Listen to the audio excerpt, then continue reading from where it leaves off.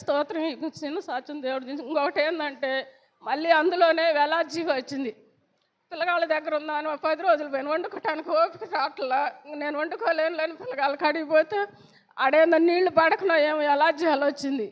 మళ్ళీ ఇక్కడికొచ్చి జ్వరం వస్తుంది. అందులోనే తండ్రి నీ చిత్తం ఏమై ఉన్నదని మళ్ళీ గుంటూరే పోయినా. గుంటూరు పోతే ఆడ కూడా కుదరకపోతే మళ్ళీ ఇంటికి వచ్చి నాకు బాబు ఇటు సంగతి అబ్బాయి ఇటు ఉంటున్నదంటే రాత్తమ్మ ఫాదర్ నాకు ఆ డబ్బులు ఎంతో లేవు, 1000 రూపాయలే ఉన్నాయి.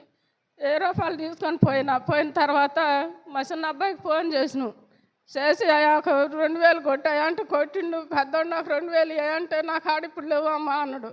సరేలేమని ఇంకా 2000 ఖర్చులకే సరిపోయినాయి. ఇంపిషన్ రక్తంలో ఎలాజీ కణాలు పెరిగినాయి, రక్తం చాలా తక్కువగా ఉందమ్మా నీకు అని చెప్పారు. ఆ మందులు తీసుకొచ్చుకున్నాక నేను ఇంతవరకు పోలేదయ్యా, నాకు మందులు అయితే చేత కాదు అని చెప్పి ఏడ్చుకొని ప్రార్థన చేసిన పాస్టర్ గారికి, పాస్టమ్మ గారికి, సహోదరులు అందరూ చేశారు నా కొరకు.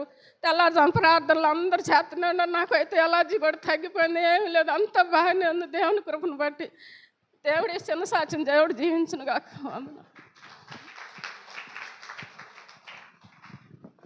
దేవునికి స్తోత్రం. దేవుడు ఆ సాక్ష్యాన్ని ఆశీర్వదించును గాక.